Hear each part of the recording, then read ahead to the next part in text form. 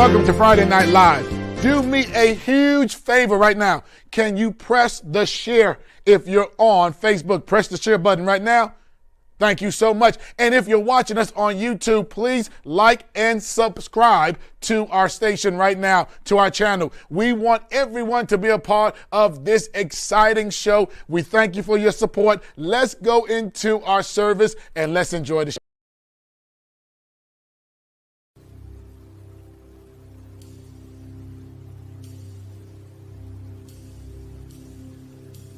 Said the night wind to the little lamb,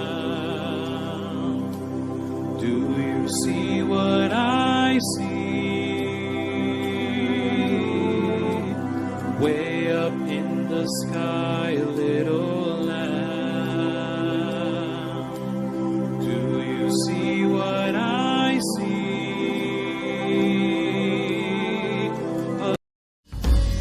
Who am I that you are mindful of me, that you hear me when I call? Is it true that you are thinking of me, how you love me? It's amazing. Of God, I am a friend of God, I am a friend of God, He calls me friend. I am a friend of God, I am a friend of God, I am a friend of God, He calls me friend.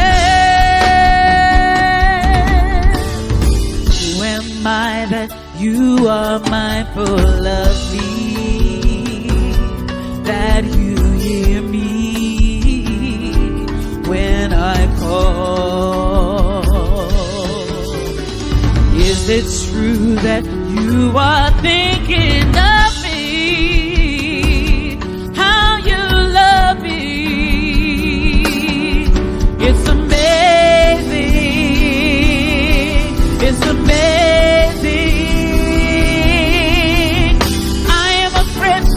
God, I am a friend of God, I am a friend of God, He calls me friend.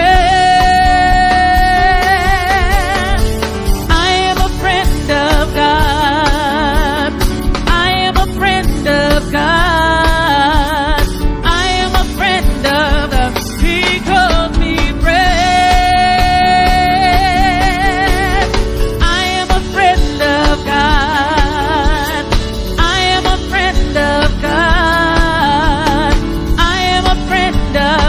He calls me friend. Yeah. Oh.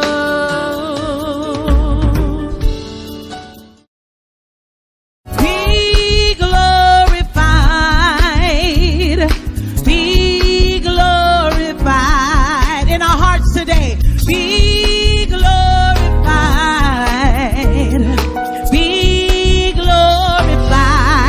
Your spirit today, be glorified in this house today, be glorified. Oh yeah, be glorified. Tell God in your home today, I want you to be glorified. Oh, be glorified in the heavens, be glorified in the earth, be glorified.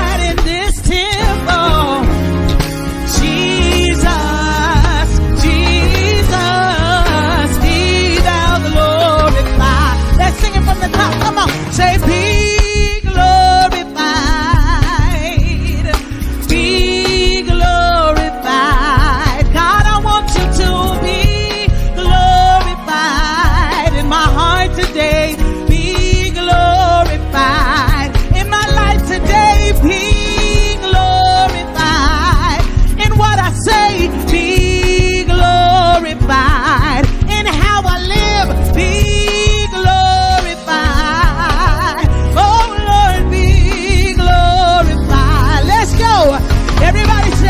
glorified in the heavens. Be glorified in the earth. Be glorified in this temple. Jesus, Jesus, be thou glorified.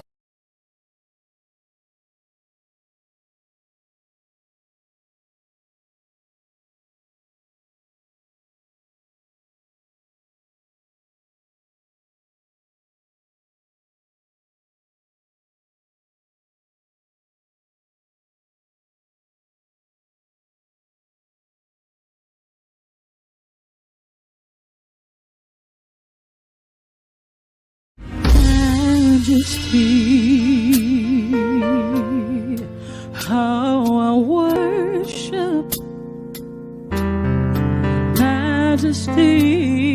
Majesty, how I bless you. For you alone are worthy of my praise.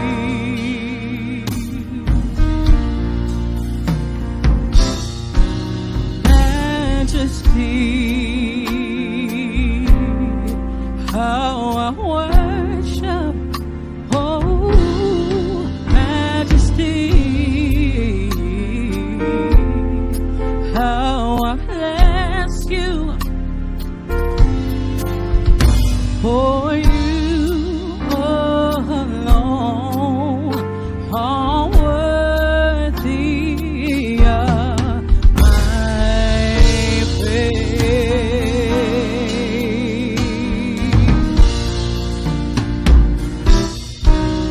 Oh, you are worthy of my praise.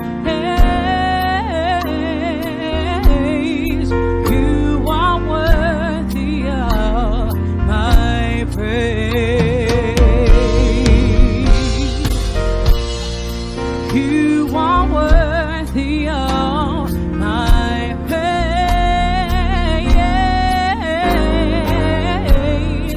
You are worthy of my praise. Oh, you are worthy of my praise.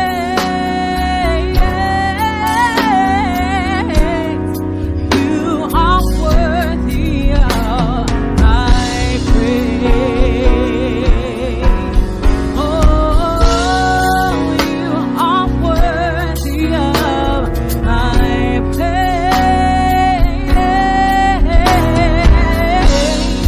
You are worthy of my praise. Oh, you are worthy of my praise.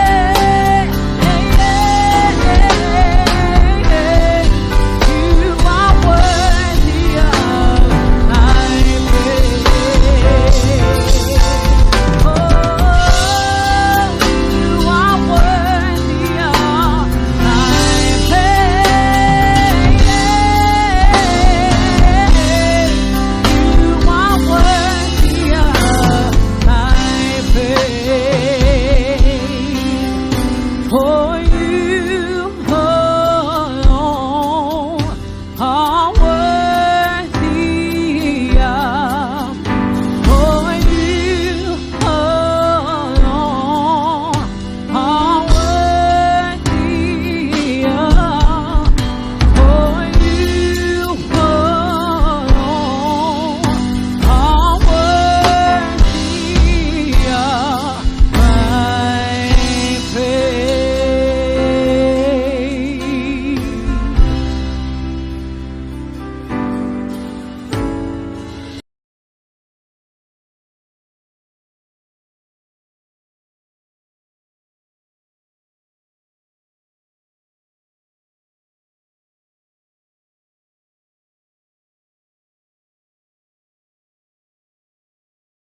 As we reverence the relevance of our melanin, the historicity of black excellence is prevalent, parading our pioneers for our pleasure and paying homage to those who hung for our heritage.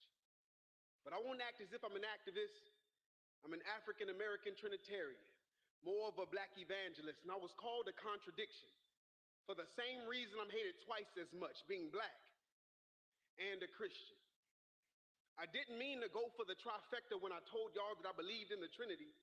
Then I realized if they hate Christ without a cause, well, they'll hate me for anything.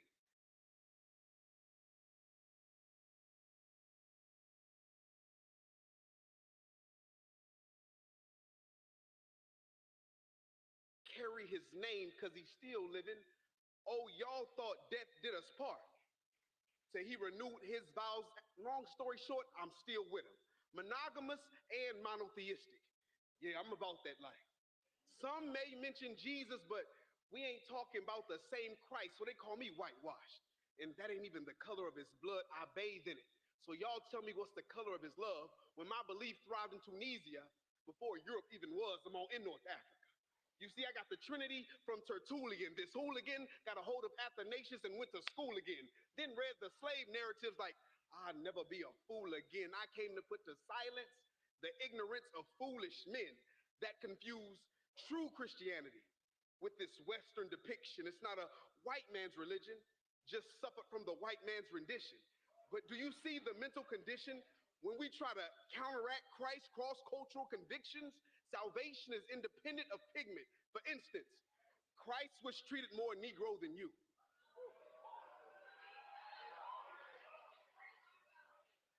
And you could see the domino effect on the Big Six because Nero had Simon Bar-Jonas, Peter Rowe too. So don't think you'll accomplish anything when you lock the game, because when Christ rolled the stone and exposed his hands, all you seen was a double blank. The tomb and your expression, his right hand and his left hand, the truth and your suppression is proof that you're rejected. And they try to tell me that Christians can't be conscious. Stop trying, they lying. We're both conscious. I'm just praying theirs not seared with a hot iron, because hell hath enlarged herself. So working out your own soul salvation is the only way to exercise. Y'all pray for me.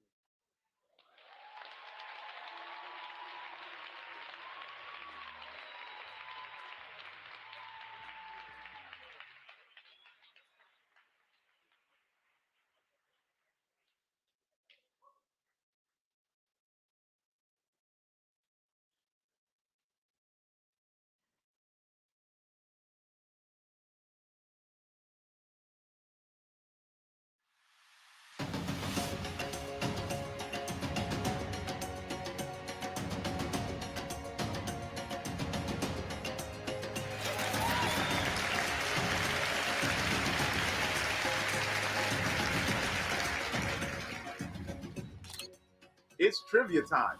And in case you don't already know, it's February, which is Black History Month, where we celebrate all of the accomplishments and contributions that Black people had on this world.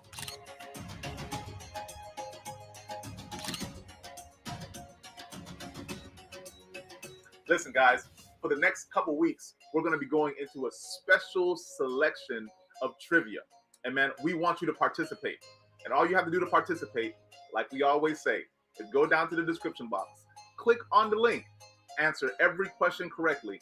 And if you can just do that, your name will be entered into a raffle to win a prize. So this is what I want you to do. I want you to go ahead and get ready. I want you to listen carefully to these questions, answer them correctly, and you just might enter into a raffle to win a prize. Are you ready? Here we go.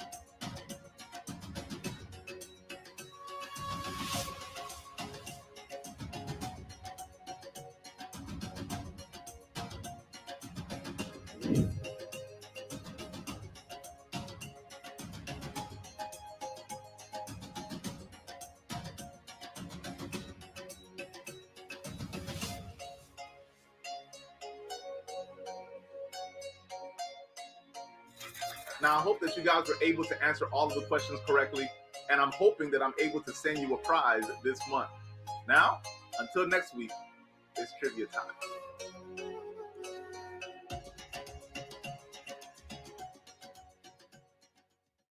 Hey, Friday Night family. Guess what? It's another Flex with Lex challenge. Last week, we did leg raisers or bicycle kicks. I hope that you got all your kicks in. So today, we are going to get up off the floor and we are going to do a slow, controlled jog. What is that? So a slow, controlled jog is this.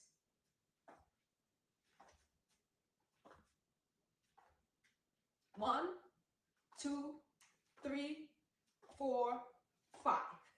That's it. So if you can't do a slow controlled jog, here's the modification. 1, 2, 3, 4, 5. Did you get that? 1, 2, 3, 4, 5. You want to keep your abs tight and you want to focus on holding your body weight on each leg as you go up. You can increase the speed or decrease the speed according to your ability. Remember, it's 100 slow jogs per day for the week. See you next time on Flex with Lex.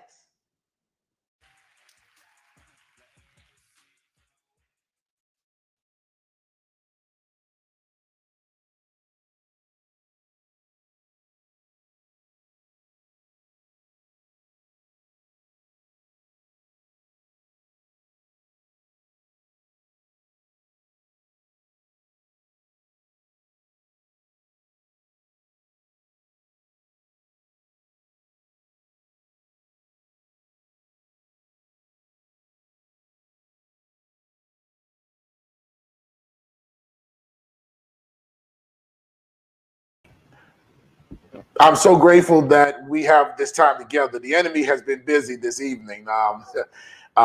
We have greatness in the house, and he's just deciding to show his ugliness because we're getting ready to hear some very empowering messages and words from a gifted preacher, leader who has been on the front line of moving the regional conferences to a level of excellence. And this evening, we're not going to allow the few bugs to take away from the importance of this program. So the devil is a liar. So he's been defeated. He's been defeated. We're on, and God is going to move this program forward.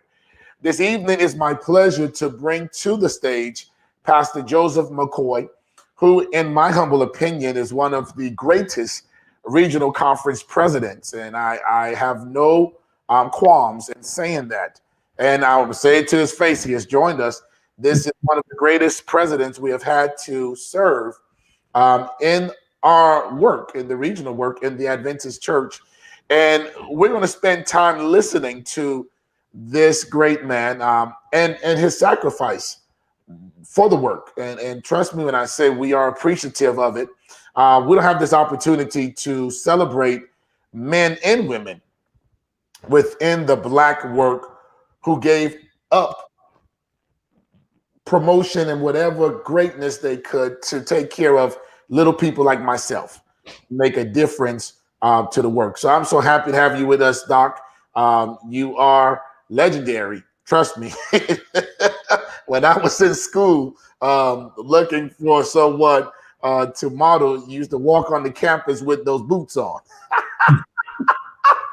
Driving that green Ford pickup truck.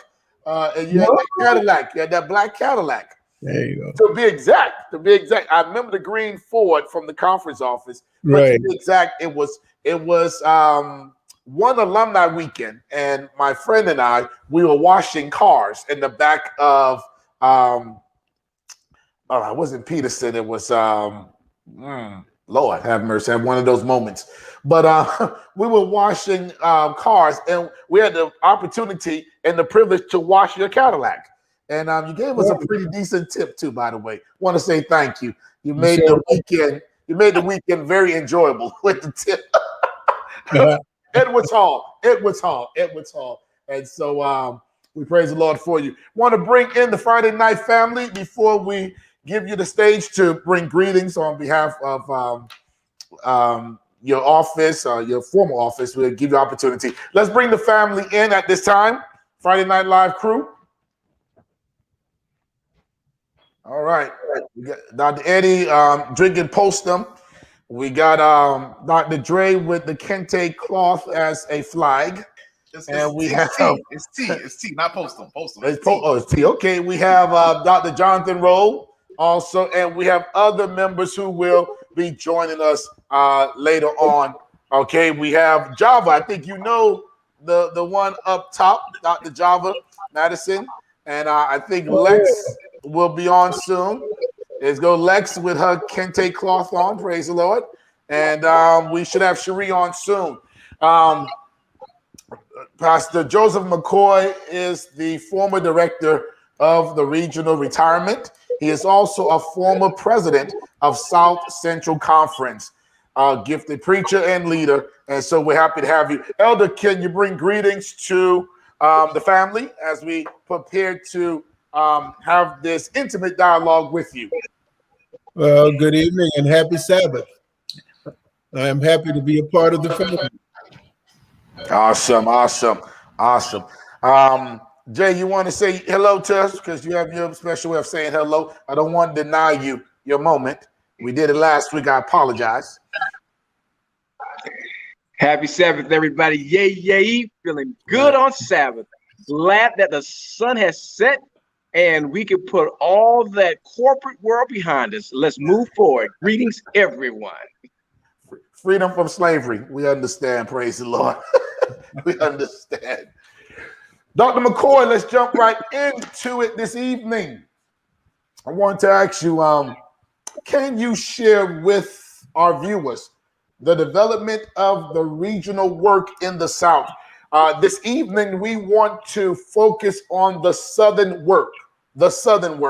And can you just talk to us about the Southern work that's South Central, South Atlantic, Southeastern, I think south of the Mason-Dixie line. So the first question, Elder, can you give us just our viewers a summary, a little history of the Southern work, the development of the regional work in the South? Well, the work among Black people in the South began with Charles M. Kinney. Oh. Charles M. Kinney was born in 1855.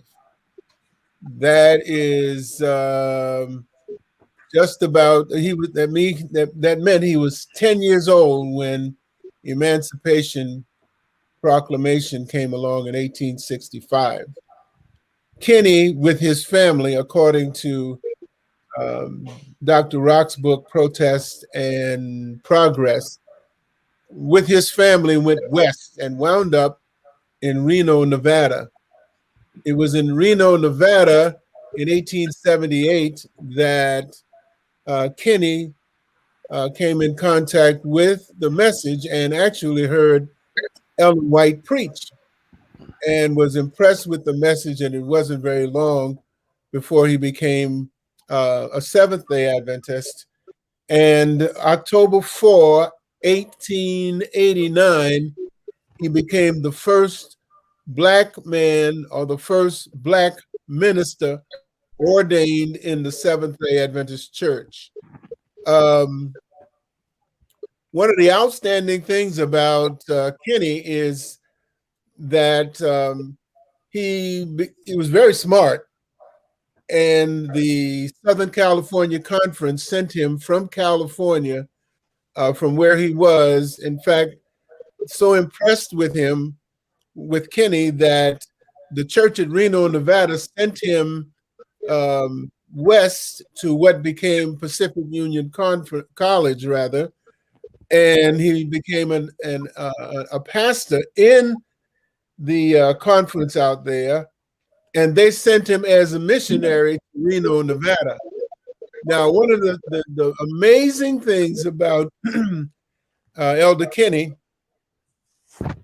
is that from June till mid-October of 18, the year escapes me. I'll come back to it.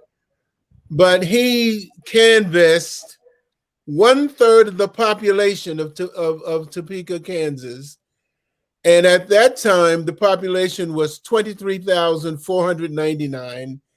And the colored population, that's what I said, the colored population. The colored population, y'all used to be colored,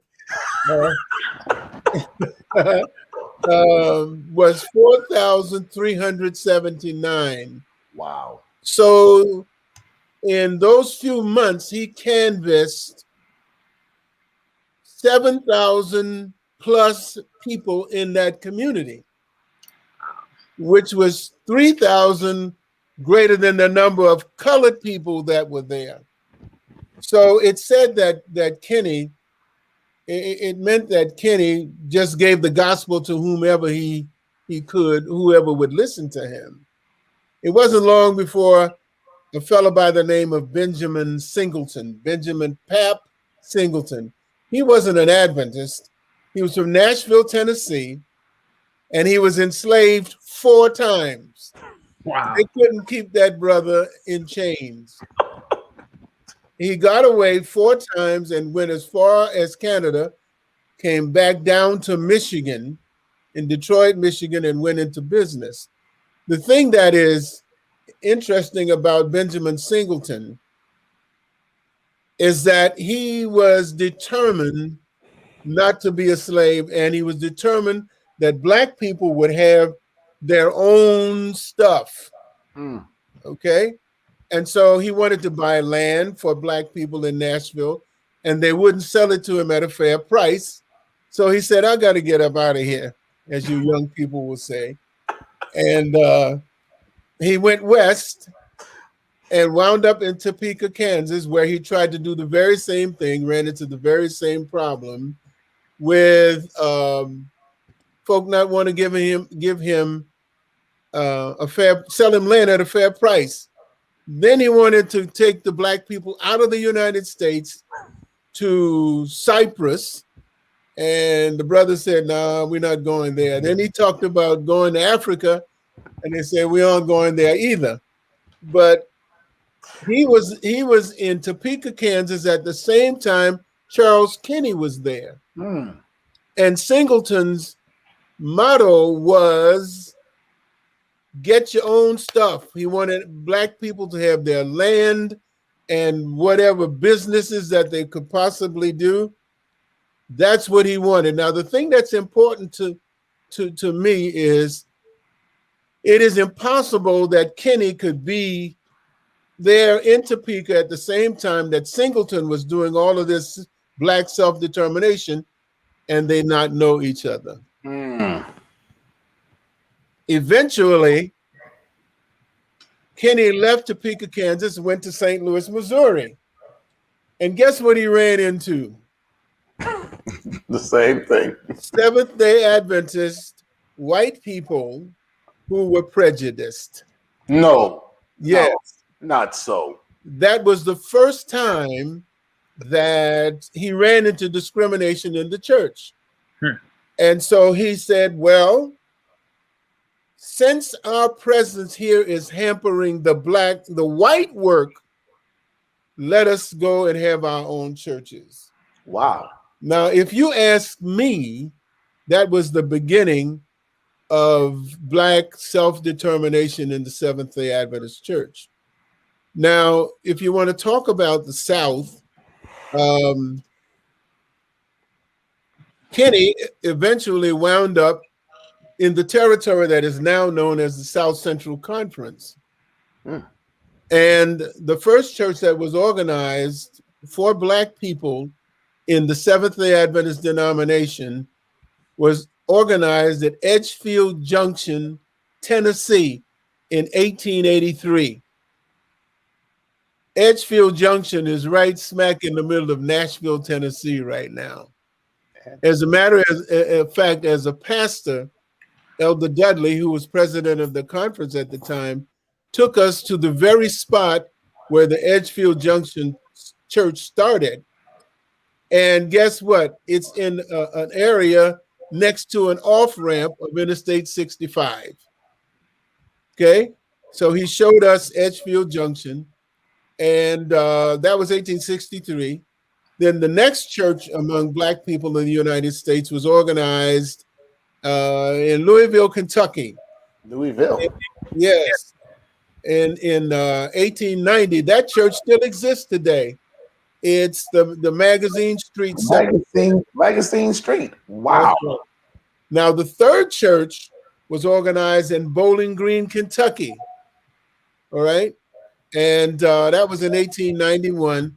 That church still exists today. It's the Cottage Chapel Seventh-day Adventist Church. Now, Java, he knows all these churches because he ministered in South, and he fled South Central under cover of darkness. Because he was begging. Steal away. Just steal away. In fact, I didn't even know he was gone. You know, that's why He's following North Star. That's why I know it was under cover of darkness. All right, and then I'll say a few more things, and then if you guys want to ask me specific questions, I'll be happy to entertain that. But the fourth church was organized in 1892, the Ephesus Seventh-day Adventist Church in New Orleans, Louisiana. That's the church of my birth. I wasn't there in 1892, but it still exists. And it's interesting to me that these churches still exist to this day. Then in September of 1894, the Nashville, Tennessee church, Hillcrest Church, was organized. That church still exists. And that's where my membership is. And my membership has been in that church since I came to Nashville. And I almost said 1978. So half of our historical churches are located in South Central. That's right. That's for those who may not know, the territory of South Central. Elder, can you please give us the geographical landscape of South Central? It's the Tennessee, Kentucky, Alabama, Mississippi, and the western panhandle of Florida. So by far, South Central may be the largest regional conference in regards to states. Oh, no. The largest regional conference in terms of states would have to be Texas. I mean, Southwest region. Because they have Texas, Oklahoma, New Mexico. I mean, they almost go all the way to the West Coast. But they've got Louisiana, Arkansas, Texas, New Mexico. Wow. Now you had the opportunity of attending Ephesus, correct? That's your home church in New Orleans, correct? Correct. And it's actually pronounced Orleans. What is the proper pronunciation? Orleans? Well, my parents taught us to say New Orleans. What did you get on the street? Orleans? My parents were very proper people, and we had to enunciate. And my father used to make us read the newspaper, man. I apologize, Elder, for trying to use a little slang for Orleans. No. But most people say New Orleans. Well, we'll leave the hip hop culture out of this conversation. Well, no, don't leave it out. Tell me what it is. I want to know. I think what's the pronunciation? Java for Nolans. Orleans. Man, I'm gonna chop it up, man. You know, I just know how to say, "Hey, baby." Yeah. That's the way. No, that's the way the women speak to one another. Hey, baby. And the men, the boys say, "Where you at, bro?" Where you at, bro? That's the Orleans stuff, guys. That's New Orleans. New Orleans, awesome. Well, tell us a little bit about the development of just the treatment of our workers and our members during that time. Not so. We know the development from the 1800s on up, but during that time of your birth and interacting within the conference of the conference and the churches at that time, did we have a regional conference split already at that particular time, or were we developing into that? Well, there was always a push to have. Once Black people found out that the folk didn't want to be bothered with them, then they said, "Well, let's get our own churches." And it was always a reaction to racism that made Black people decide to try to get their own, because the major fight was to integrate. And I'm going to give you a list of names of ministers who left the Seventh-day Adventist Church over racism.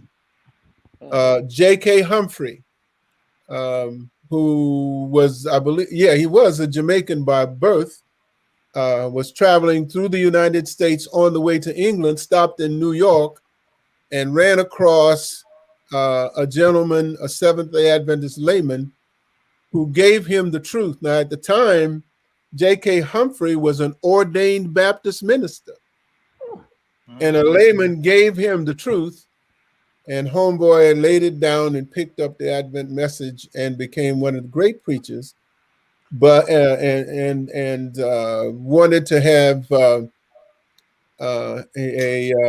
utopian type situation in New York, and that kind of got him into trouble. The brethren eventually, he got tired of it and left the Seventh-day Adventist Church, started his own ministry, but kept the Seventh-day Adventist message. Another preacher named Charles Sheaf, who was in the Washington, D.C. area. Louis Charles Sheaf, was one of the really great preachers. In fact, Kellogg, of the Kellogg Cereal Company, heard Sheaf preach and said that he was the best preacher. In fact, no Adventist preacher could hold a candle to Louis Charles Sheaf. That was what Kellogg said about him. And of course, he went to Battle Creek and went through all of that, came out and ran into the same. He ran evangelistic meetings in Washington, D.C., and thousands of people came to hear him, Black and white. Guess what? When he was baptizing all these people, he was baptizing a fair number of Black people. And when he built a new church there, the People's Church, and he was in and out of the church over the racial issue. He left, and then he came back. And when he came back, he wound up going as far west as California and started the church that is Berean Seventh-day Adventist Church in Los Angeles. Okay, so he's doing all of that in the late 1800s and early 1900s. But he left the church. Then there were two brothers, Charles Mann and the Mann brothers. Great. All these men came out of the Baptist church. Wow. So here's the Adventist message, converting preachers, ordained ministers in the Baptist faith. Wow. But every one of them left because of racism. guess what? They left the church, but they didn't leave the truth.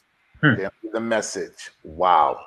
Elder, have you ever had the experience of racism in the church? Yeah, right there in Huntsville, Alabama, when I was a student. Some of our teachers went down to the white church, and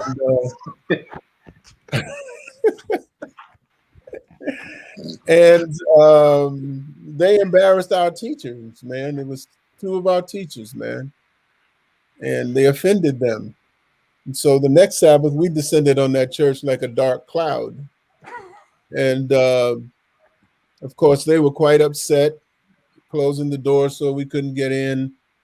And one of the members of the church, female, told us that she had a gun with 5 bullets with N-word written on them.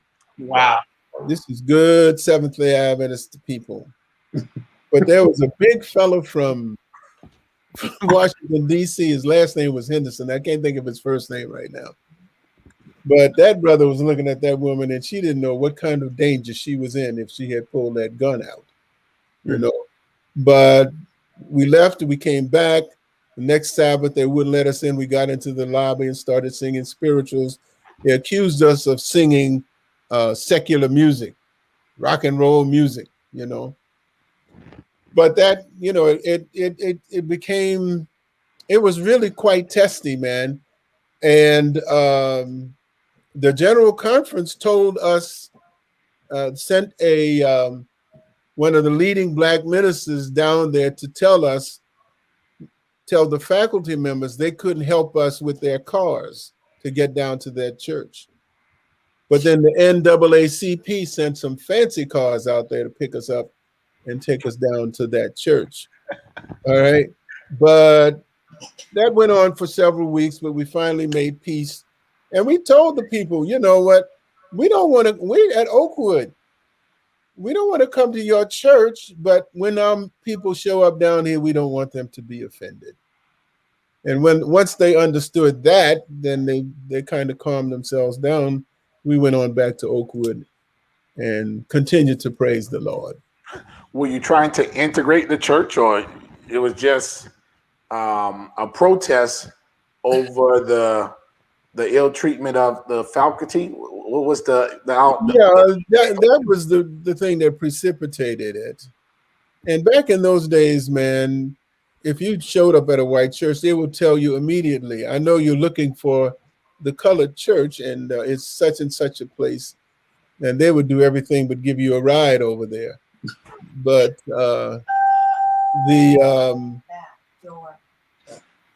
our teachers went down there just for a change of scenery. They weren't going down there to integrate the church.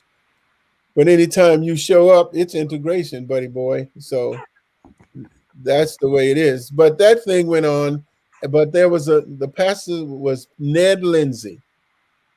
He was determined that we would have somebody from the faculty to go down there to help mediate things. And I had a lot of respect for him because the General Conference had spoken, and he said, I'm not listening to that. I'm going to go down here to this church with you. Elder Ned Lindsay, I never will forget him. Wow. So yeah, I ran into racism in the church. I mean, it's all kinds of stories, man. In the Ephesus Church in New Orleans had a male group, and the school from what is now Southwestern Adventist, it was in Keene, Texas, and where it still is. They were doing a concert in New Orleans at the Jerusalem Temple, and we went down there to hear them sing, and they segregated us, man. And yeah, surely did. And guess what? The choir from Keene was late, so they asked the male group from New Orleans to sing until Keene got there, and so they filled in for them. But yeah, that's what the church has done through the years, man. Let's talk about and that's rich history, Doc, and thank you so much. Listen, your brain is sharp. I mean, you're wheeling and dealing names like this just happened yesterday. You know, I mean, that says a lot, Elder, about the message we preach in regards to our diet and just to our lifestyle. So, thank you for that information. It was really interesting to hear how we developed from the West, actually. So it seemed like the West started the message and it came south.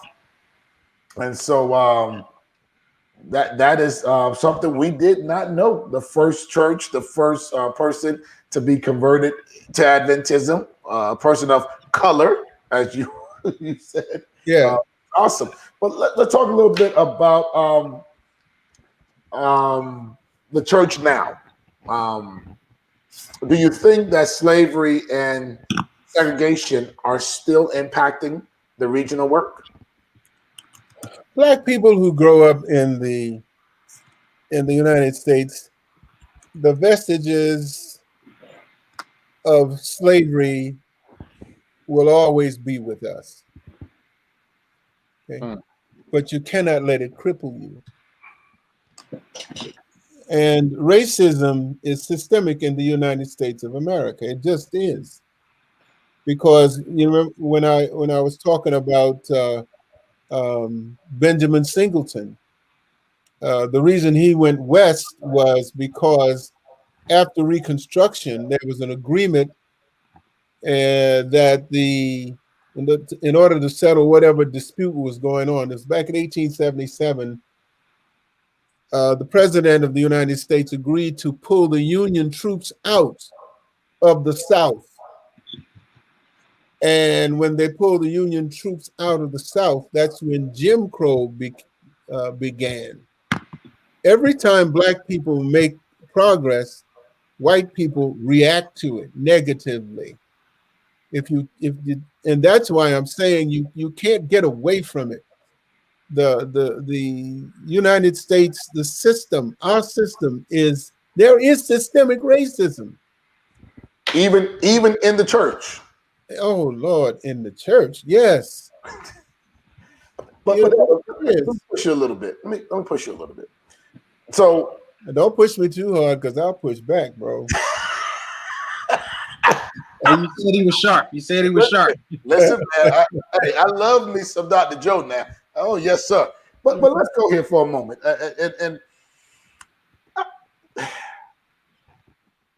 Do you believe that I can't give exact dates, but you may have a better timeline. The AME Church broke away.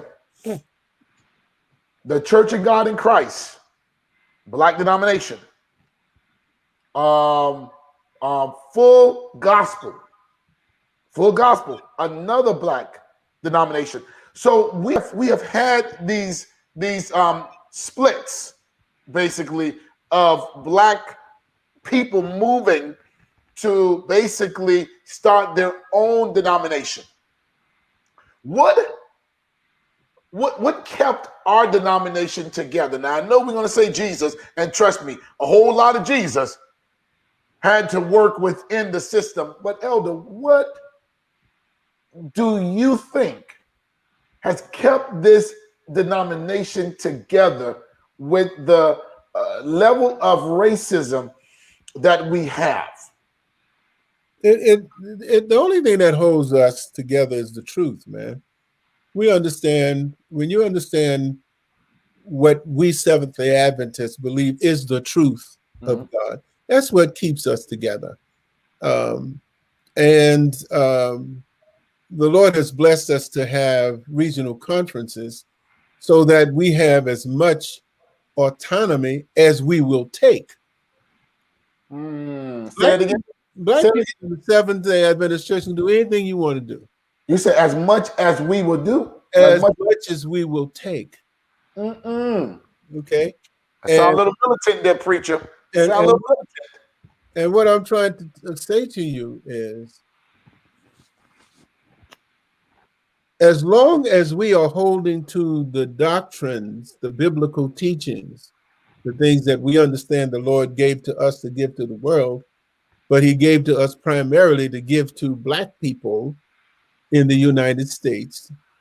As long as we do that, then all the other things that we want to do, we can do them if we will just do them. But we're so busy trying not to be segregated that we put up with a lot of foolishness. But the Seventh-day Adventist Church, and I like to tell young people, this church is not segregated. They talk about, oh, segregation. What kind of message will that send to the world? Well, you have the Progressive Baptist, National Baptist Convention. You have the National Baptist Convention. You have the AME. You have the CME. You got all these Black denominations in denominations that were predominantly white. And here we are in what I was at Harvard University for a ministers conference some year back. Did you hear me drop that? Harvard Divinity School. I just want to throw that in, my brother. But I found out that they called us a plantation church. Oh my goodness. You know, and there's and folk like the Presbyterian. I remember talking to a Presbyterian minister, female. They told me that we are a plantation church as well. And a plantation church is a church that's predominantly white with a few Black people in it. You follow? I think that definition might be wrong. The stats. Yeah. Well, the stats are just the opposite over the years. Because the predominant membership of the Seventh-day Adventist churches in Africa, the Caribbean, and South America. That's where the membership is. So, but anyway, the point, I don't know what point I was trying to make at that moment. So, okay, so I'm gonna bring the gallery in at this time, and those who want to ask questions, but I do want to get to this one area that I believe is going to segue into another dialogue. Do you think, and I love your honesty, and that's one thing that I've been always attracted to about you. You're just honest. I mean, you have no need to. Back then, you didn't beat around the bush, so I'm sure you have no need to do it now. How do you address within the regional work this idea that and let me ask the question this way: what do you say to regional conference members, all of them, questioning if having a Black-led conference is necessary or even biblical? How do you address that divide within? I think Dr. Edmonds, Edmund gave us some stats. Basically, we have a lot of state conferences. If you look very closely, they mirror regional conferences, basically, in their makeup, their membership makeup. And it's an idea floating, and it was much powerful many years ago, of this let's merge conferences.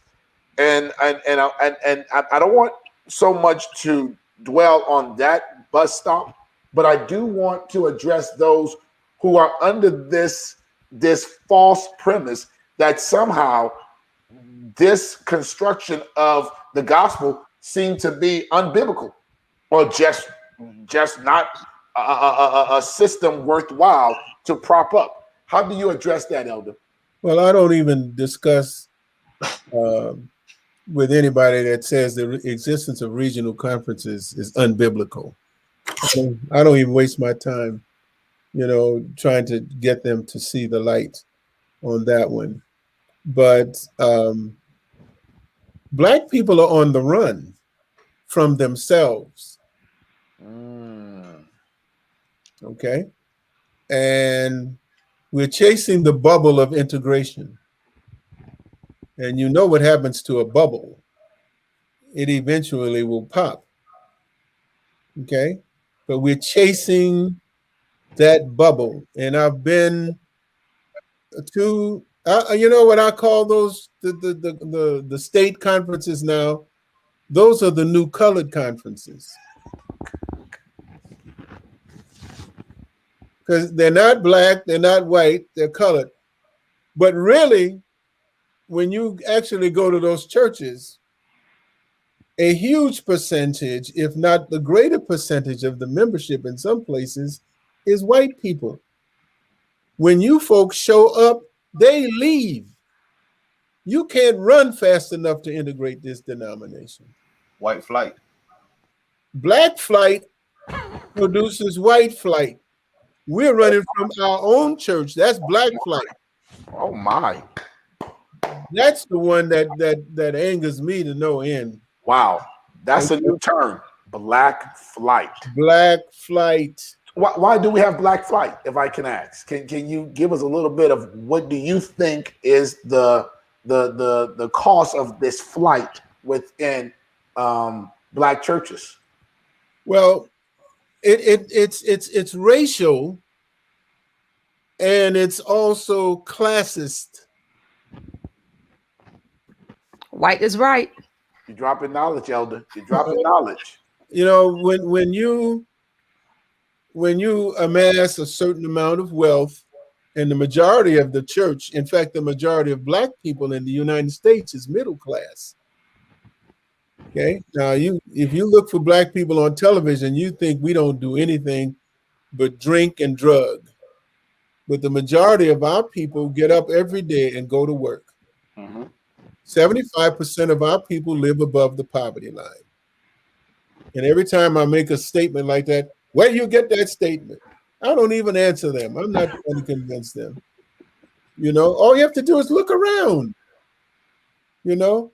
So, but when you, what you want when you reach a certain class, and you know, when you get you graduate from college and you got a master's and a doctorate, there's a, you know, your speech will change.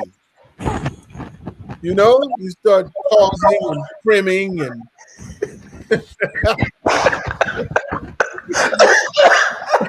okay. And what happens is the upper class that we like to call it, they were comfortable as long as we were singing European music.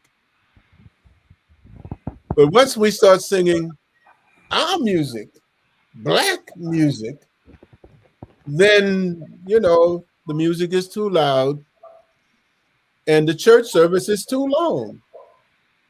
Okay.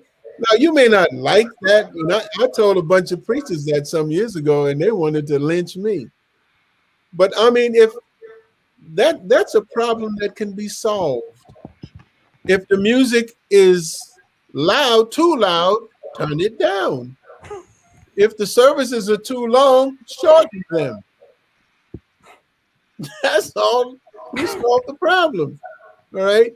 But then, so there's classes in this as much as it is racial. Wow. Can I ask a question? Dropping knowledge. Yeah, go ahead, Doc. I know you're about to get a flood of questions. I know the bishop already got his finger up. And you've answered this in you know, in part.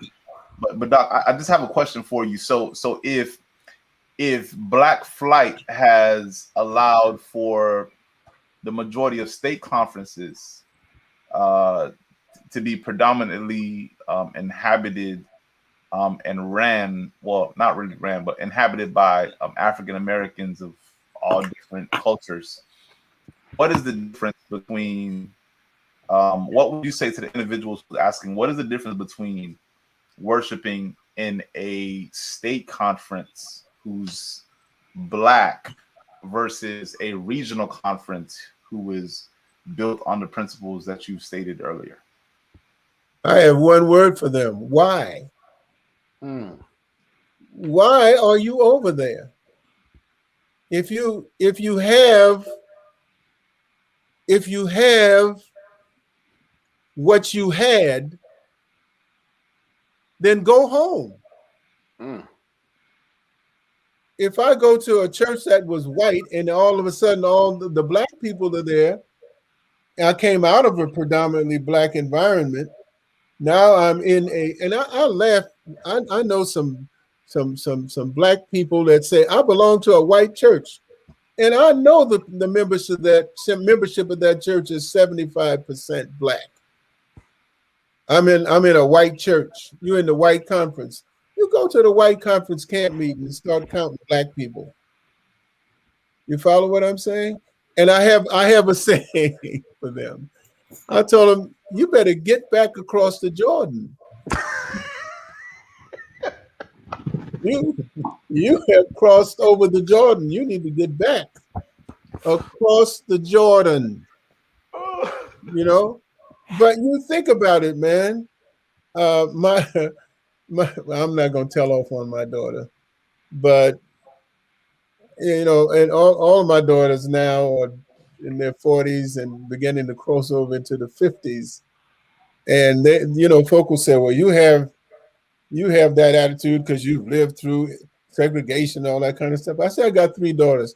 Pick either one of them and bring up this subject. And buddy boy, you will get a lesson like you've never had before. And they do it with a smile. But what we don't understand is when the upper class leaves, they take resources with them. And the black churches, the schools have disappeared. Okay, running after the white school because of the subsidy. I told one pastor, if your members are leaving so that they can get the subsidy, give the members the subsidy and they'll stay home. Right? Sure they would. You know how I know? Because they take the kids to Sabbath school at the white church and then they come back to the black church in time for the service because you don't have too many announcements. You understand? They want to get there after the announcement's over, get the preaching, and then duck out the back door, you know, so they can get back, pick up their kids or whatever it is they're going to do. They serve milk and cookies at the Sabbath school. Yeah, that peanut butter and jelly sandwich is everything. I'd be that sound like the upper class resources. Yes. But I mean, it's and you know what's sad about it? The people do this and they don't realize the harm. And I've gone to these churches just to see how the black people are behaving, and they don't have any relationships with those people. You know, they're not going home to dinner with them. You know, they'll go to the white church for church and come to your house for dinner. This is so real. This is just too real. I think some folks are just they're uncomfortable with this because you are just hitting it right down the ballpark. Dr. Dre, go ahead. Yes, I have a very it's just a question for you. When you made the bold step to start, you had that vision that our people could have our own retirement, allow the Adventist worker, the Black Adventist worker, to retire with dignity. What type of resistance and opposition did you meet? Could we save that one for last? Because that's definitely the last question. Oh, you're heading there. Okay, no problem. Yeah, that's the last question. We want him to go out because I think most people are not aware of your credentials and what you are known as within the work. So Dre, Dr. Bishop, we're gonna hold that question, and we'll just move around 2 or 3 more questions, and we're gonna leave right there. If you can remember that question or part of it, we'll come back to it. Let's go to another. Java, you go ahead, and then one more hot topic, and then we're gonna hit that question where we celebrate the bishop. Go ahead, Jay. Well, I'm definitely excited to be able to be on stage with the doctor. Good to see you. You know, I'm you know, you almost persuaded me to come back to South Central.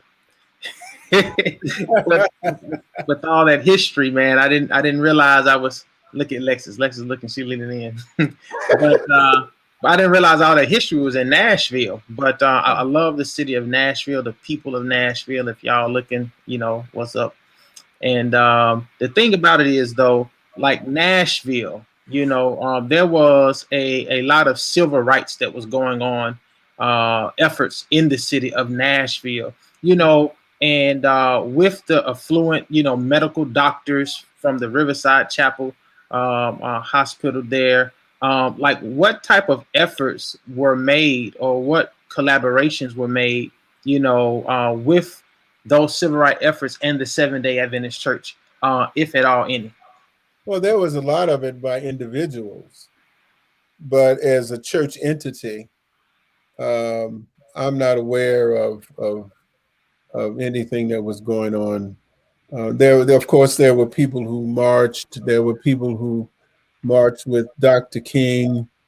But in terms of, let's say, the Hillcrest Church marshaling itself, and there was no organized Seventh-day Adventist churches that I am aware of that were active during that period. I came to Nashville in 1978.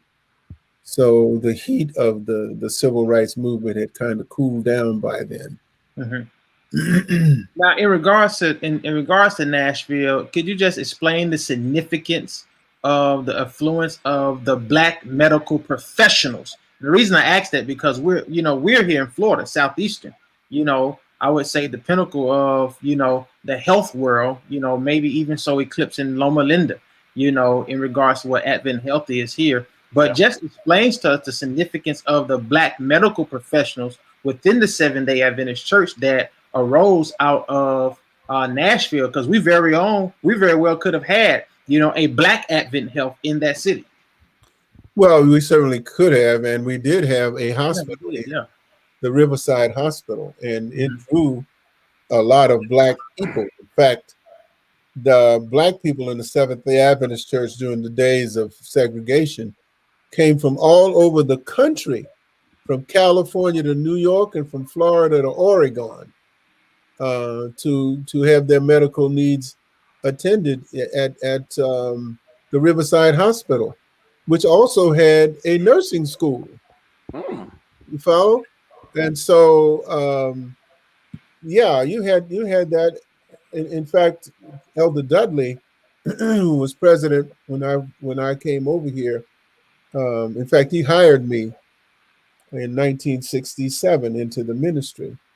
But in order to build up the Black work, and I want to tip my hat to him because he realized the economic lift that would come to the Black churches if the medical doctors came to our churches. So we went to Loma Linda to recruit doctors to come to the South. And the conference was helping them with their moving expenses and getting settled in the cities in South Central Conference. Yeah. And so that existed until the hospital fell into the hands. Well, the church organized the Adventist health system, and that hospital fell into the hands of the health arm of the church. That's what I want to hear about. And they sold the Riverside Hospital. Wow. The church did that to the Black people, the Black organized work, the health work. Is that what I'm hearing? The corporate side of the work. Yeah. Yeah. There were DRGs. I can't remember what it was, but the compensation or the subsidizing of certain medical expenses, the rules were changed. And a lot of hospitals were under strain at that time. And so the Adventist Health System decided to sell the Riverside Hospital, which was gifted to Black people back in the 30s. Okay. And Elder Dudley talked to some of the high-flying Black people in the state of Tennessee, and they were prepared to put up the money for that hospital to be bought for the South Central Conference. But the Adventist Health System would not sell it to them because of ascending liability. Well, if you get out there and you don't make it, then there'll be a blowback on the Adventist Health System and blah, blah. Would not sell it to us. Wow. So as it stands right now, we do not have a healthcare system connected to the regional work. No, you do not. And so what is the greatest revenue source of the regional work? Tithe. that is the greatest. And some of it is That's on the other where- side of the Jordan. Well, yeah, they've Seems as if the wealthiest part may be on the other side of the Jordan. You know, I'm not prepared to say that, but if you just look at it in a cursive manner, it may very well be. You could do a study to see what it is. But every time I run across it, man, I don't make any bones about it. I tell them, what are you doing on the other side of the Jordan? And they look at me like I've lost my mind, you know? Then I have to explain it to them, not explain it, but explain it to them. Well, let's touch this subject, Elder, as we get closer to, and this is rich. This is rich.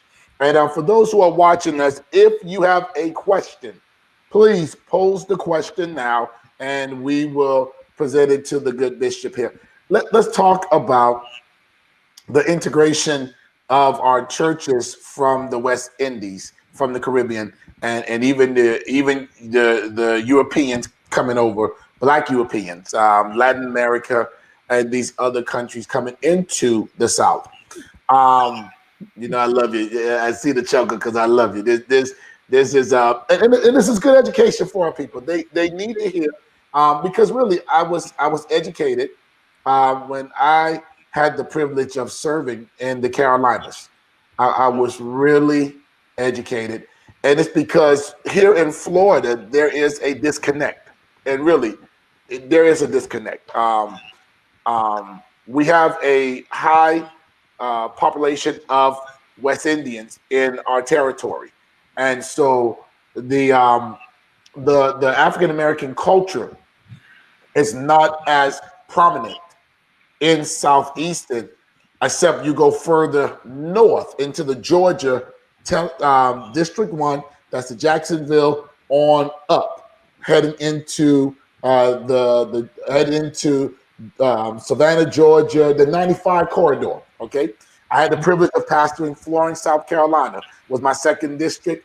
My first district, I was all the way in Wilson. Shout out to Wilson. Shout out to Florence, Darlington. Shout out to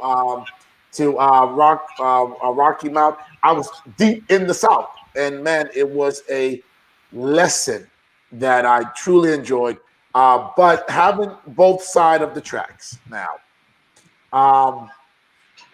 what do you say to our mixed multitude of West Indians and African Americans, where there seemed to be a divide in regards to the direction that the regional conferences should move?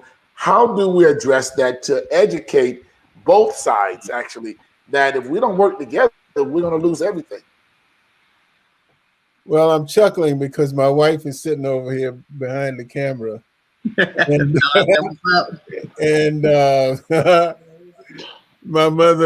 my wife told me, you know, some years ago, I wrote an article about this, and I was getting ready to publish it in the newsletter for retirees. And she just happened to pass my desk, and she saw it. And the title of the article was "Great Big Elephant in the Room." And she saw it, and she said, "No, no, no, no." And she said, "No more causes. You've done enough. Leave that alone. No more causes. And she threatened me. You know, and you know, I don't like to say it, but homegirl said, if you do that, I will divorce you. Because she did not want to deal with the blowback that comes when you tackle these big issues. You know, so I humbly bowed my head and left it alone. And so she's over here behind the camera doing this. Telling me, don't get big into that. But I will say this, man. I'm going to tell you this. Black people in the world have the same problem. It's called low self-esteem.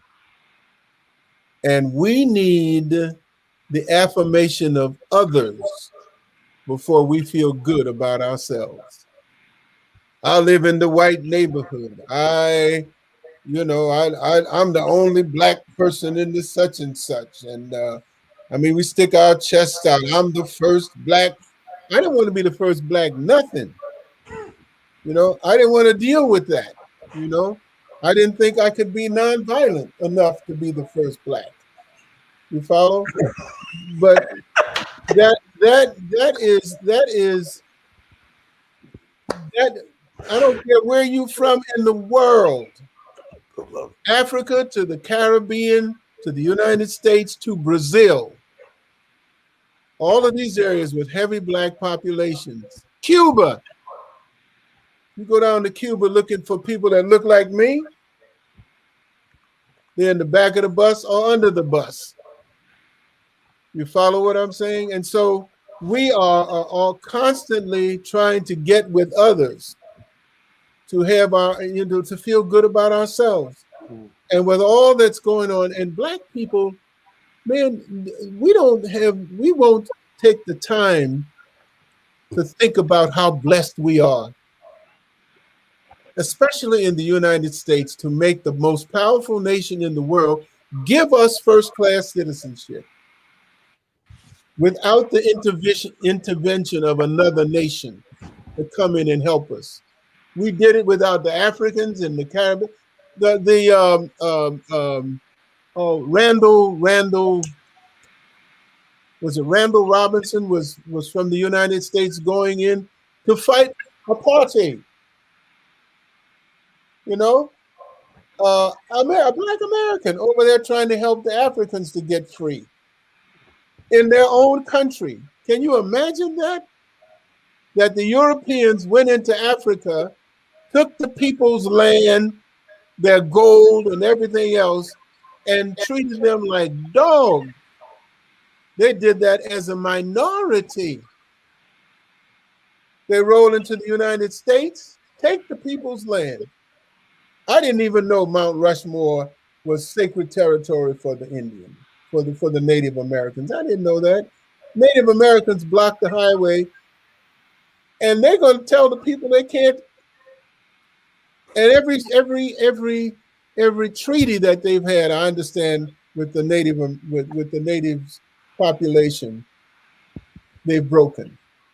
Okay, and I'm telling you, white people got some nerve. I mean, really, got some nerve, man. I mean, you just gonna take people's stuff and then treat them like dogs. But that's what I think about when I see black people, when I see black flight. I say, what in the world? You know, when I'm just frustrated, I'm tired of dealing with the people have been in office forever. And those are real issues, but not enough for me to cross that Jordan. You know, Dr. McCoy, I just love you. I tell you, I really do. I love your honesty. I do. No, but really, man, I really do. You know, I can say some of my best friends are West Indians. You know, And that would be a very true statement. You follow what I'm saying? But the issue is we are so busy running from ourselves that we cannot enjoy what the Lord has given to us. You know? And when you leave the Seventh-day Adventist Church, you talk about ain't no Black Americans in South Florida. You go to them big Baptist churches. They're not full of West Indian people. You said it right. You said it right. The Baptist churches. You said it right. I mean, the Baptists and the Pentecostal. Yeah. You've been to Hampton for the Ministers Conference. Mm-hmm. You know, I went there for years, and I heard a West Indian accent one time. I'm telling you, that's one of the biggest ministers' conferences in the country. You know, and my wife tells me I'm getting close, so I need to shut it well, down. listen, Elder. You know, we're talking about the Southern work, and it's a interesting conversation because this is where, you know, the Black gospel is deeply rooted, is in the South, and so we want to celebrate the rich history of our African American ancestors and what contributions they have left for us to enjoy. And I believe this program for this month is to simply bridge the gap and to simply say, as Andre and others they have mentioned, we're one. I mean, if we don't love what God has left for us, we're going to lose it, you know. And trust me, every preacher on this stage tonight, we are employed by the regional conference. The tithe dollars of our faithful members, regardless if you are a doctor or a janitor, we praise the Lord for your contribution, because we are able to afford a decent lifestyle because of their faithfulness. And I want to segue to the last segment, and we want to celebrate your contribution this evening to the work. For many of you, you may not be aware of what we have as a organization that makes us unique. For once, we are really unique in regards to the work. Our retirement is the best retirement of the Seventh-day Adventist Church. And for those who know what I'm talking about, let's just honor this great man who basically charted this with other great leaders to give us this retirement package that we have. Dr. McCoy was on the cutting edge, and there are other great leaders. Now, I don't want to leave out anyone, but once again, we have him here this evening. If we have another pioneer who placed as much sweat equity in this, we'll celebrate them too, trust me. But Doc, we want you to know that we are appreciative of you and other great men and women who charted a new direction for a retirement that brings dignity and honor to the work. And I would like for you to simply give us a summary of that journey, to give hard, underprivileged Black preachers an opportunity to walk out of the work with dignity. Well, you know, I think this journey started when I was a boy. My family lived in the 7th Ward in New Orleans, Louisiana. The 7th Ward is the most heavily populated with people that are Creole. And they tend to be light-skinned Black people. And my family was sure enough brother, unmistakably, you know. But my parents drilled into our heads two principles that I've lived with all of my life, and that is get your own answers and get your own stuff. And my father, who had a watch and clock repair shop, he built a playhouse for us. And in essence said, you don't need anybody else. Play in your own yard. You follow? And so I've carried that with me all the days of my life. I was blessed to be hired by Elder Charles Edward Dudley, who would allow young pastors to do whatever they thought they needed to do to succeed. And if it failed, he didn't punish them. He would just say, well, that didn't work. Let's try something else.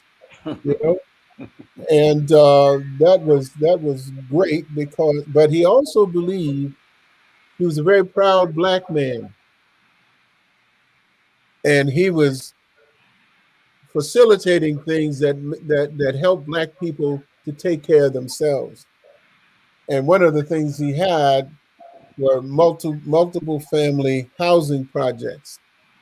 Okay, the government, the General Conference told him he couldn't do that as an Adventist, and he said, "Okay, thank you very much," and did it anyway.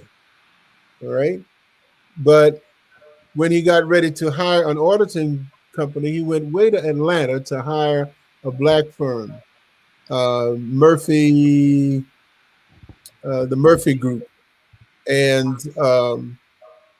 those guys were auditing in South Central, and they had to do some of their work in the office that housed three of us at the time. I was youth director at the time, and he told me that he told me what he was doing. So I asked him if he would give my oldest daughter an internship for the summer, and he said, "Oh yeah, I'll do that." Now, if that had been a white firm, they wouldn't have hired my daughter. All right, so my daughter got an opportunity to go to Atlanta to work for this company, the Murphy Group, who were auditors for the city of Atlanta, and they tried when they saw her math aptitude, they tried to get her to think about going to be an actuarial, go into actuarial science. And she took a look at it and thought the actuaries were boring people. But they were trying to talk my daughter into do something that I didn't know anything about. So I had to find out what actuaries did. As the Lord would have it, when I became secretary of the conference, I was at the general conference and I found out exactly how much we were going to get in retirement. And I asked the question, even though I didn't know what I was talking about, I said, let us put money into the fund so we will have more money when we retire. And the leader told me if we do that, you would own the fund and we would lose control. Wow. They told you the wrong thing. So I came back to South Central, of course, and one of our pastors had to go on medical sustentation, and the sustentation was not enough for him to pay his rent. So the president was pulling his hair out. What are we going to do? Oh, I feel so sorry. I said, well, Elder, why don't we start our own supplemental retirement program? And he said, Joe, we can't do that. And I said, why not, Mr. President? He said, well, the policy won't allow it. I said, what policy? There was no policy. And that brother went to work, figured out how this thing needed to go, told us if we put in $50 a month for 10 years, we would have $400 a month when we retire. Now, at the time, the people retiring after 40 years were going to get $600 a month. We could put into this thing for 10 years and get 400, an additional 400. So that is what we were able to put together. Well, that thing is running along, and then we come into the 90s, middle 90s, and the General Conference finds out that they have liabilities too great for them to be able to catch up with. The retirement fund was 90% underfunded. Oof. Underfunded. There were $1.4 billion in the hole. Whoa. Okay. And they decided that they would stop, change the retirement program from defined benefits to defined contribution. Defined benefit means that the organization pays for the whole thing and the workers pay nothing into it. They were going to go to a new system where the employee would get their own retirement portfolio and the employer would contribute to it. Well, all the time I was in the ministry, I heard the ministers, especially presidents, complaining about it was unfair to black people because we just started our conferences in 1944, and we're here in the 1990s. And Wow. when the black churches came into being, they had to pay the same percentages into the retirement fund as the white conferences had been paying in all the way back to 1863. All right. So when I happened to be president of the conference at the time, and I said, okay, I'm not going with that. So I said, well, we'll get started. We'll put our own retirement plan. And I knew that I had to have an actuarial study. The only reason I knew that because of what exposure I had, because the president was wise enough to hire black people. But even when he tried to do that, I told him he needed an actuarial study. And he said, what's that? The interesting thing is, when we got to talking with the general conference about an actuarial study, the division president didn't know what it was. Okay. So, yeah, there was a lot of pushback, but I have to salute the people of the South Central Conference, the membership, because once they understood where I was trying to go with this, they backed me up and they said, go for it, Elder McCoy, we are with you. And I wanted to share this with the other 8 conference presidents. Alvin Kibble was the leader for the Regional Conference President's Council. And he's very innovative and a man who is a pastor at heart. And so he is one of our great leaders. And because of his, and Alvin we got into some scrapes with the brethren over the years, but he always got to be the good cop. I always deal with the ugly stuff. So he's, but he's very polished and he knows how to finesse things and blah blah. And he's very smart. So he was between the two of us and Norman Miles and Alex Bryant, who's now the president of the division.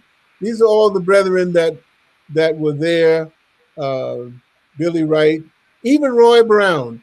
Roy Brown was out of office as a president when we finally got it done, but he pushed it hard.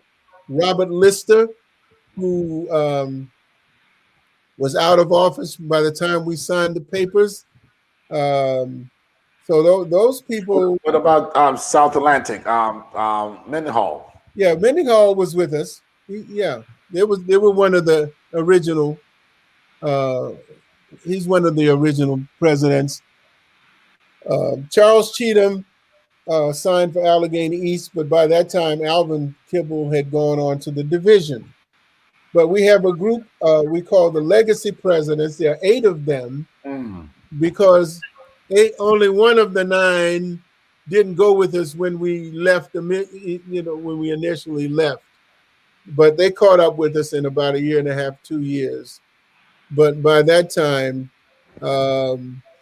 we had been up the road. I'm not going to tell you what conference it was, but we finally got all the 9 conferences together. But there was a lot of pushback, a lot of heat, telling us we were going to ruin our upward mobility. We'd never get any further into work than we were. Lo and behold, Alvin Kimball winds up as vice president of the North American division, and bless your soul, Alex Bryant is the president of the North American division. So much for that. And I mean, there are testimonies. It is a testimony of standing up for what is right. You don't necessarily have to pay a price. Sometimes you do, sometimes you don't. But when you walk out with your dignity, yes, sir, you haven't paid a price. Yes, sir. You've earned a star. Preach, preacher. Okay. Elder, if I can ask, you mentioned the constituency of South Central being behind you. Like, why was that significant at the time that you needed their particular support to push you over? Well, the people were there because I took the time to tell them what the issue was. And I had area meetings where I laid out the whole thing. And but it took 3 years, 5 years to get the presidents on to go with me, and the conference. But South Central, once they understood it, but it was done. In fact, they were pushing me, telling me, "Listen, looks like the rest of the conferences are not going to go with us. So let's go, leave them, let's go do it ourselves." I said, "No, because you don't want to be in heaven while your brother's in HE double tall. So why don't we just give them time to catch up with us?" It's no fun. You have all you need and everybody around you's dying. That's not. Can you give just a little bit of the benefits?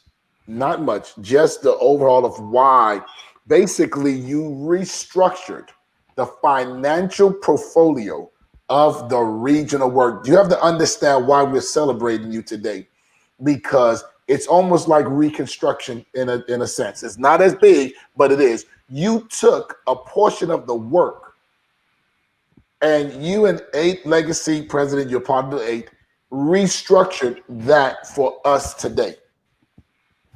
Well, to God be the glory, and for yourself.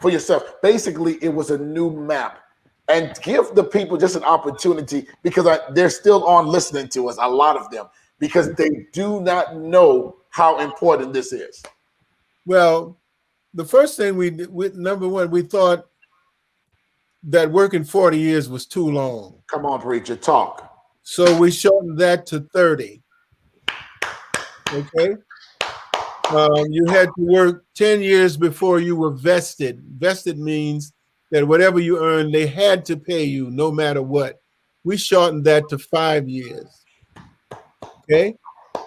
Whereas the General Conference retirement at the time was the benefit was $600 to $800 a month. When we took the same, less than the money we were sending to the brethren, we were able to increase the benefits so that the average person with 30 years of service can go home with between $2,500 and $3,000 a month. Okay, for the rest of their lives, and they don't have to put a nickel into it. Wow. Okay. Okay. So and it's structured so that the wife can be the beneficiary when you pass on, and all that. I mean, it's just a wonderful thing. Wow. I see a hand, Elder. Good, Dre. Wow. I just had a quick question. I know that there has been somewhat of a since our plan is done so well and is so successful, I do know that there's been some attempts to question the need for certain dollars that comes back to the Black work.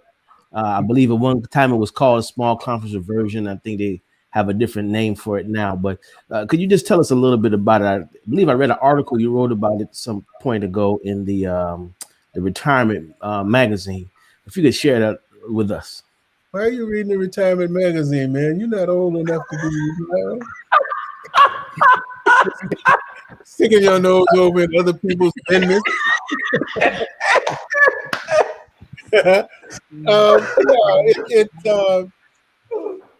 It's just like what is happening in the general society in the United States. When Black people start making progress, folk want to, blunt it. And regional capital reversion was a project designed to help regional conferences because of the difference in our income. We earn 69 cents to every dollar that a white person earns. All right. So in order to kind of balance things out, we have regional capital reversion and then also special assistance. Those programs were designed for Black people because of the economic disparities. All right. But in fact, the division president at the time told me there was going to be a backlash if I did the regional retirement plan. And I said, what kind of backlash? And he said, well, special assistance and regional capital reversion. And I told him, I said, my brother, don't cross that line. And he said, what do you mean? I said, if you cross that line, I'm not going to send you another nickel. Tithe, Liberty Magazine, nothing. You will not get another dime from us. So Elder, can you hold on? Hold on right there, Elder. You're crossing into the sacred percentages. That helps us to do the work that the Lord has given us to do, man. You know how to do that. Elder McCoy, hold on for a second. There's a reason why, and I just want to say this, and I'm coming back to you. I just need to say this to those who are watching. This is real history. This is what you do not hear. And this is more important than the stuff we talk about around that table that does not enhance your understanding of why God has blessed us with this work. And you're understanding some of the behind the scenes battles to make sure equality is across the board for everyone. And so we do not apologize for the realness and for the truth. Okay. If you can't handle it, we're not going to apologize. We're going to simply say it's the truth. Grow up. Okay. And know that there is a struggle for what we enjoy today. Thank you, Elder. That was as real as it can get. So you had to basically lay in and stand up for the rights of all of us. Yeah, and usually if you stand up, people that have a desire to do what's right they'll join you. It's just that somebody has to get it started, and that's my feeling. And it's not easy, man. It's not easy. The blowback on your family, your children. I mean, there's a lot of pressure, and the brethren can play hard ball. I was trying to get the Riverside Hospital, the old Riverside Hospital. I was trying to buy that property back. And the leadership of the division told me, if you back off the retirement plan, we'll help you get the hospital. And I said, a hospital versus decent retirement, that's a no-brainer,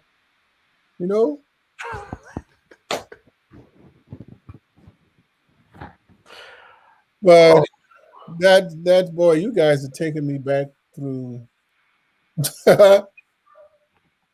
Yeah, it was not easy. I just want to tell you that it was not easy. It was a lot of pressure, a lot of pressure put on us. Wow. My wife is over here telling me that you should invite her so she can tell you the backstories, and I'm telling you, no.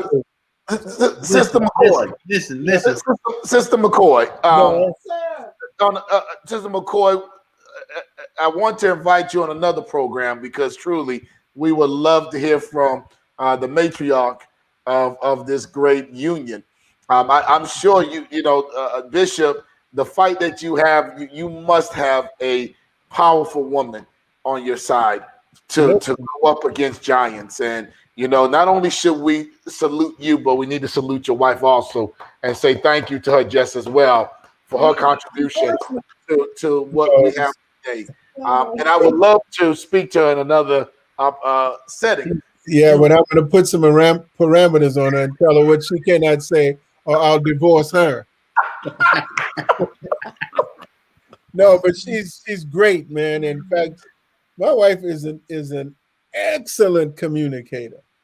I mean, she knows how to get it said.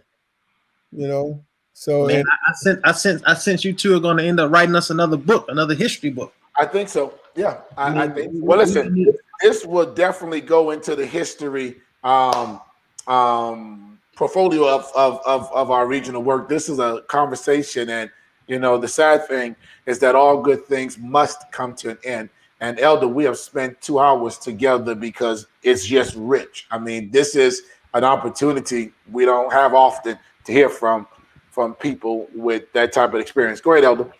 I just wanted to. I left out when I was calling the list of presidents. I left out Willie Taylor, who was president of the Southeastern Conference at the time and one of the original signatories. Yes. Can we do that? Those who are listening this evening and you're still on with us, want to say thank you. It's a real large group that's still watching us. If you can this evening, and this is just what is proper, can we just say thank you to the 8 legacy presidents? If you could just put in the post, thank you. We love you. I want to be the first one to say thank you, Elder. We want to salute all 8 of our legacy presidents at this time for the contribution and for the sacrifice. We don't always have to look for history. We have it. We have history that we can be proud of, that we can celebrate, and that we can continue to build on. So, Elder, we're going to give you the last words. Encourage us. Give us what the marching orders of what we need to do to keep this passion for our work alive before we end our program. You have the floor, Elder. Give us a word. And the people are saying thank you, Elder. They're saying thank you. Thank you.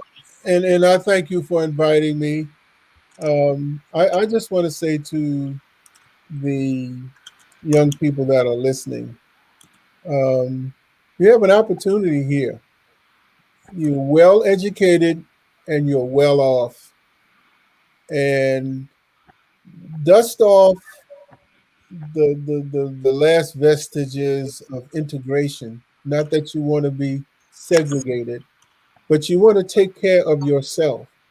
And I'm going to put something out here that I hope all of you are listening to. There is such a thing as the Black Seventh-day Adventist economy.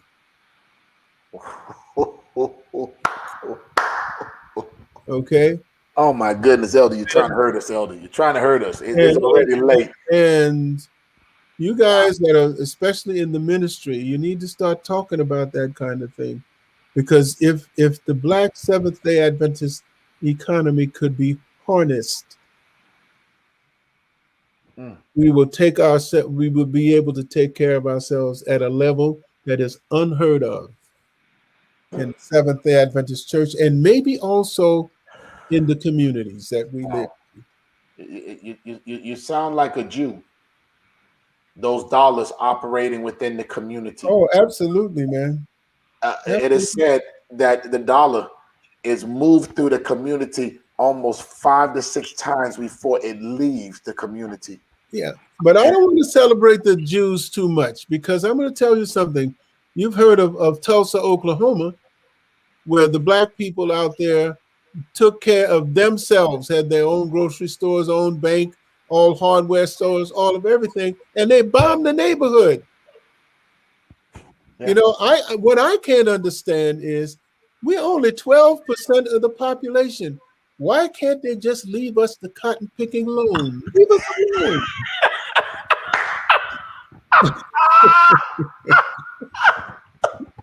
I think Sister White is telling us we're getting close to these bewitching hours. So we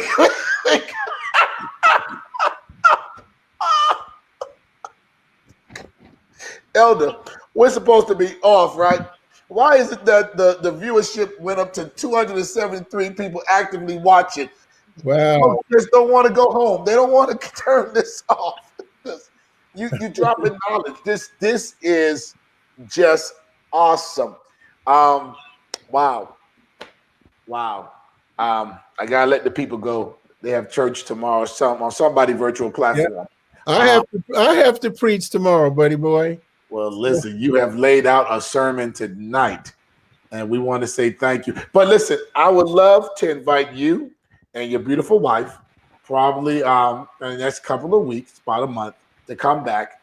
And I think we'll do a segment with the wives and the husbands. I think that would be great. Awesome to hear from them, because the struggle is real, was real for them as much as for the pioneers and for the leaders.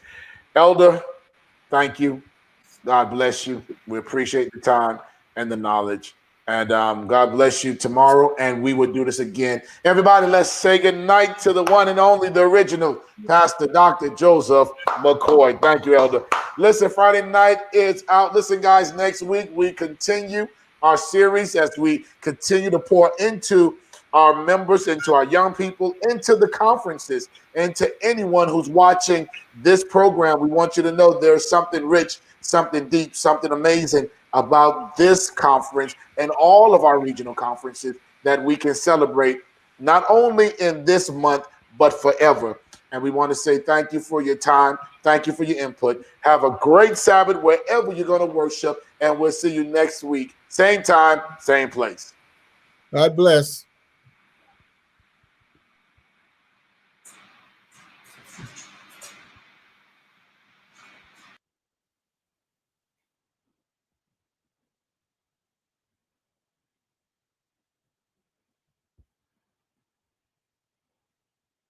Thank you for sharing this time with us. And remember, please share this on whatever platform you may be watching on right now. And if you are on YouTube, please subscribe to our channel.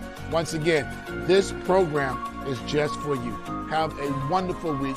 We'll see you next week right here, same time, same